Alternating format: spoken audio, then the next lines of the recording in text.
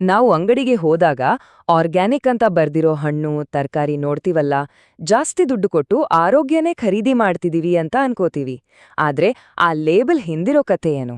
ಅದು ನಿಜವಾಗ್ಲೂ ಅಷ್ಟು ಆರೋಗ್ಯಕರನಾ ಅಥವಾ ದುಬಾರಿ ಅನ್ನೋದು ಬಿಟ್ರೆ ಬೇರೇನೂ ಇಲ್ವಾ? ಬನ್ನಿ, ಇವತ್ತು ನಮ್ಮ ತಟ್ಟೆಗೆ ಬರೋ ಆಹಾರದ ಅಸಲಿ ಕಥೆ ಏನು ಅಂತ ತಿಳ್ಕೊಳ್ಳೋಣ. ಪ್ರತಿಯೊಂದು ದೊಡ್ಡ ಬದಲಾವಣೆಯ ಹಿಂದೆ ಒಂದು ವೈಯಕ್ತಿಕ ಕಥೆ ಇದ್ದೇ ಇರುತ್ತೆ. ಭೂಮಿ ಫಾರ್ಮ್ಸ್ನ ಸಹ ಸಂಸ್ಥಾಪಕ ಶಂಕರ್ ವೆಂಕಟರಾಮನ್ ಅವರ ಸಾವಯವ ಕೃಷಿಯ ಈ ಪಯಣ ಶುರುವಾಗಿದ್ದೇ ಅವರ ಮಗಳ ಆರೋಗ್ಯದ ಕಾಳಜಿಯಿಂದ. ತಾಯಿಯ ಗರ್ಭ ಕೂಡ ಸುರಕ್ಷಿತವಾಗಿಲ್ಲ. ಈ ಮಾತು ಕೇಳಿದ್ರೆ ಎದೆ ಒಂಥರ ಝಲ್ಲನ್ನುತ್ತೆ ಅಲ್ವಾ? ಇದು ಕೇವಲ ಒಬ್ಬ ತಂದೆಯ ಆತಂಕದ ಮಾತು ಅಷ್ಟೇ ಅಲ್ಲ, ಇದು ನಮ್ಮ ಕಾಲದ ಒಂದು ಕಠೋರ ಸತ್ಯ. ಇದರ ಹಿಂದಿನ ಸೈಂಟಿಫಿಕ್ ಕಾರಣಗಳನ್ನ ನೋಡಿದಾಗಂತೂ ನಿಜಕ್ಕೂ ಶಾಕ್ ಆಗುತ್ತೆ.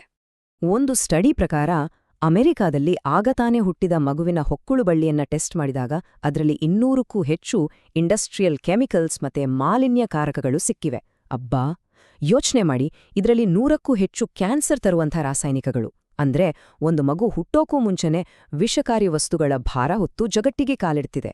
ಶಂಕರ್ ಅವರ ಆತಂಕಕ್ಕೆ ಇದಕ್ಕಿಂತ ದೊಡ್ಡ ಸಾಕ್ಷಿ ಬೇಕಾ? ನೋಡಿದ್ರಲ್ಲ, ಈ ವೈಯಕ್ತಿಕ ಆತಂಕನೇ ಶಂಕರ್ ಅವರನ್ನ ಒಂದು ದೊಡ್ಡ ಕ್ರಾಂತಿಯ ದಾರಿಗೆ ತಳ್ಳಿದ್ದು. ಅವರು ಅಮೆರಿಕದಲ್ಲಿ ಒಂದು ಆರ್ಗ್ಯಾನಿಕ್ ಫಾರ್ಮಿಂಗ್ ಬಿಸ್ನೆಸ್ ಶುರು ಮಾಡಿದ್ರು. ಆದರೆ ಅಲ್ಲಿ ಅವರು ಕಂಡಿದ್ದು ಮಾತ್ರ ಕಹಿಯಾದ ಸತ್ಯಗಳನ್ನೇ. ಆರ್ಥಿಕ ಒತ್ತಡ, ನಷ್ಟ ಎಲ್ಲವೂ ಅವರನ್ನ ಸುತ್ತುವರಿಯಿತು. ಅವರ ಜರ್ನಿ ಏಳು ಬೀಳುಗಳಿಂದ ತುಂಬಿತ್ತು. 2005ರಲ್ಲಿ ಮಗಳ ಜನನದಿಂದ ಸ್ಫೂರ್ತಿ ಪಡೆದು ಆರ್ಗ್ಯಾನಿಕ್ ಫಾರ್ಮಿಂಗ್ ಕಡೆ ಹೊರಳಿದ್ರು. ಅಮೆರಿಕಾದಲ್ಲಿ ಒಂದು ಫಾರ್ಮ್ ಕೂಡ ಶುರು ಮಾಡಿದ್ರು. ಆದ್ರೆ ನೋಡಿ, 2015ರ ಹೊತ್ತಿಗೆ ಮಾರುಕಟ್ಟೆಯ ಒತ್ತಡಕ್ಕೆ ಸಿಲುಕಿ ಆ ಬಿಸ್ನೆಸ್ ಫೇಲ್ ಆಯ್ತು. ಆದ್ರೆ ಆ ಸೋಲು ಅವರಿಗೆ ಒಂದು ದೊಡ್ಡ ಪಾಠವನ್ನ ಕಲಿಸಿತ್ತು. ಅದೇ ಪಾಠದೊಂದಿಗೆ ಅವರು ಭಾರತಕ್ಕೆ ವಾಪಸ್ ಬಂದು 2018ರಲ್ಲಿ ಭೂಮಿ ಫಾರ್ಮ್ಸ್ ಅನ್ನ ಸ್ಥಾಪಿಸಿದರು. ಹಾಗಿದ್ರೆ ಭಾರತದ ರೈತರು ಎದುರಿಸ್ತಿರೋ ಅಸಲಿ ಸವಾಲೇನು? ಅದು ನಮ್ಮ ಮಾರುಕಟ್ಟೆಯ ಕ್ರೂರ ಆರ್ಥಿಕತೆ. ಉದಾಹರಣೆಗೆ, 1 ಕೆಜಿ ಆರ್ಗ್ಯಾನಿಕ್ ಟೊಮ್ಯಾಟೊ ಬೆಳೆಯೋಕೆ 12 ರೂಪಾಯಿ ಖರ್ಚಾದ್ರೆ ಮಂಡಿಯಲ್ಲಿ ಅದಕ್ಕೆ ಸಿಗೋ ಬೆಲೆ ಕೇವಲ 7 ರೂಪಾಯಿ. ಹೇಗಿದ್ದಾಗ ರೈತರು ಗುಣಮಟ್ಟದ ಬಗ್ಗೆ ತಲೆಕೆಡಿಸ್ಕೊಳ್ತಾರಾ ಅಥವಾ ಹೆಚ್ಚು ಇಳುವರಿ ತೆಗೆಯೋ ಕಡೆ ಗಮನ ಕೊಡ್ತಾರಾ? ಹಾಗಾದ್ರೆ ಈ ಸಮಸ್ಯೆಗೆ ಪರಿಹಾರವೇ ಇಲ್ವಾ? ಖಂಡಿತ ಇದೆ. ಉತ್ತರ ನಮ್ಮ ಕಣ್ಮುಂದೆಯೇ ಇದೆ, ಆದ್ರೆ ನಾವದನ್ನ ಗಮನಿಸ್ತಾ ಇಲ್ಲ. ಕೃಷಿಯ ನಿಜವಾದ ರಹಸ್ಯ ಇರೋದು ನಾವು ಬೆಳೆಯೋ ಗಿಡದಲ್ಲಿ ಅಲ್ಲ, ಆ ಗಿಡ ಯಾವ ಮಣ್ಣಲ್ಲಿ ಬೆಳೀತಿದೆ ಅನ್ನೋದ್ರಲ್ಲಿದೆ. ಶಂಕರ್ ಅವರು ಮಣ್ಣನ್ನ ಮಲ್ಲಿಗೆ ಹೂವಿಗೆ ಹೋಲಿಸ್ತಾರೆ. ಮಣ್ಣು ತುಂಬಾ ಸೂಕ್ಷ್ಮ, ಅದು ಮಲ್ಲಿಗೆ ಹೂವಿನ ಹಾಗೆ ಅಂತ ಹೇಳ್ತಾರೆ. ಈ ಒಂದೇ ಒಂದು ಹೋಲಿಕೆ ಮಣ್ಣಿನ ಬಗ್ಗೆ ನಮಗಿರ್ಬೇಕಾದ ಕಾಳಜಿಯನ್ನ ಎಷ್ಟು ಅದ್ಭುತವಾಗಿ ಹೇಳುತ್ತಲ್ವಾ? ಅದನ್ನ ನಾವು ತುಂಬಾನೇ ಜಾಗರೂಕತೆಯಿಂದ ನೋಡ್ಕೊಳ್ಬೇಕು. ಇದನ್ನೇ ಡೀಪ್ ಆರ್ಗ್ಯಾನಿಕ್ ಫಾರ್ಮಿಂಗ್ ಅಂತ ಕರೆಯೋದು. ಅಂದ್ರೆ ಸಾಯಿಲ್ ಫಸ್ಟ್ ಅನ್ನೋ ಕಾನ್ಸೆಪ್ಟ್. ಇಲ್ಲಿ ಮುಖ್ಯವಾದ ಪ್ರಾಡಕ್ಟ್ ನಾವು ಬೆಳೆಯೋ ತರಕಾರಿಯಲ್ಲ, ಬದಲಿಗೆ ಆರೋಗ್ಯಕರ ಜೀವಂತ ಮಣ್ಣು. ಆ ಮಣ್ಣೇ ನಮ್ಮ ಬಂಡವಾಳ. ಅದರಿಂದ ಬರುವ ಗಿಡಗಳು, ಬೆಳೆಗಳು ಕೇವಲ ಬೈ ಪ್ರಾಡಕ್ಟ್ಸ್ ಅಷ್ಟೇ. ಇಲ್ಲಿ ನೋಡಿ, 2 ಕೃಷಿ ವಿಧಾನಗಳ ನಡುವೆ ಇರೋ ದೊಡ್ಡ ವ್ಯತ್ಯಾಸ. ಒಂದು ಕಡೆ ರಾಸಾಯನಿಕ ಕೃಷಿ.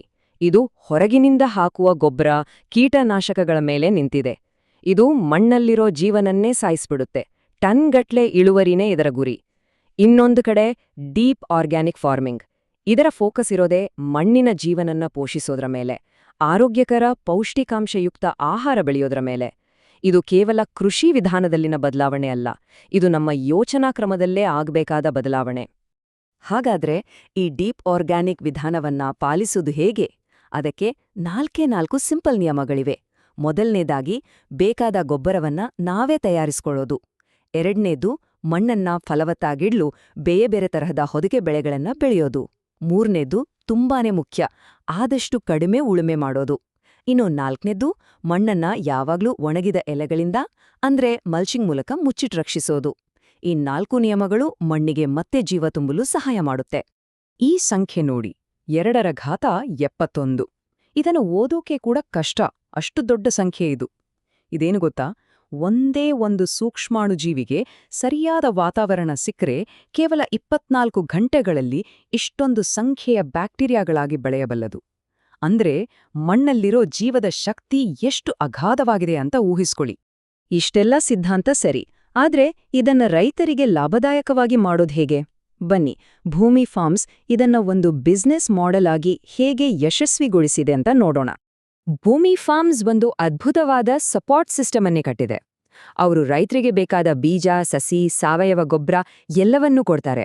ಅಷ್ಟೇ ಅಲ್ಲ, ಮಣ್ಣು ಮತ್ತು ನೀರನ್ನ ಟೆಸ್ಟ್ ಮಾಡಿಸ್ತಾರೆ, ನಿಯಮಿತವಾಗಿ ಕೃಷಿ ತಜ್ಞರನ್ನ ಕಳಿಸಿ ಸಲಹೆ ನೀಡ್ತಾರೆ ಮತ್ತು ಕೊನೆಗೆ ಬೆಳೆದ ಬೆಳೆಗೆ ನ್ಯಾಯಯುತ ಬೆಲೆ ಕೊಟ್ಟು ಖರೀದಿಸೋ ಗ್ಯಾರಂಟಿ ಕೂಡ ಕೊಡ್ತಾರೆ. ಇದರಿಂದ ಏನಾಗುತ್ತೆ ಅಂದ್ರೆ ರೈತರು ಯಾವುದೇ ರಿಸ್ಕ್ ಇಲ್ಲದೆ ಒಳ್ಳೆ ಆಹಾರ ಬೆಳೆಯೋದ್ರ ಕಡೆ ಮಾತ್ರ ಗಮನ ಹರಿಸ್ಬೋದು. ಸರಿ, ರೈತರು, ಸಂಸ್ಥೆಗಳು ತಮ್ಮ ಕೆಲಸ ಮಾಡ್ತಿದ್ದಾರೆ. ಆದ್ರೆ ಈ ಸರಪಳಿಯ ಇನ್ನೊಂದು ತುದಿಯಲ್ಲಿರೋ ಅಂದ್ರೆ ಗ್ರಾಹಕರ ಪಾತ್ರ ಏನು? ನಾವು ಮಾಡುವ ಪ್ರತಿಯೊಂದು ಖರೀದಿ ಕೂಡ ಇಡೀ ಆಹಾರ ವ್ಯವಸ್ಥೆಯ ಭವಿಷ್ಯವನ್ನೇ ನಿರ್ಧರಿಸುತ್ತೆ. ಅದು ಎಲೆಕ್ಷನ್ನಲ್ಲಿ ನಾವು ಹಾಕೋ ಓಟಿನಷ್ಟೇ ಶಕ್ತಿಶಾಲಿ. ಆದ್ರೆ ಗ್ರಾಹಕರಾದ ನಮಗಿರೋ ದೊಡ್ಡ ಸಮಸ್ಯೆ ಅಂದ್ರೆ ಆರ್ಗ್ಯಾನಿಕ್ ಅನ್ನೋ ಪದದ ಮೇಲಿನ ನಂಬಿಕೆ ಹೊರಟೋಗಿದೆ. ಯಾಕಂದ್ರೆ ಸುಲಭವಾಗಿ ದುಡ್ಡು ಮಾಡೋಕಂತ ಕೆಮಿಕಲ್ ಬಳಸಿ ಬೆಳೆದ ಪದಾರ್ಥಗಳನ್ನೇ ಆರ್ಗ್ಯಾನಿಕ್ ಅಂತ ಮಾರೋದು ಜಾಸ್ತಿಯಾಗಿದೆ.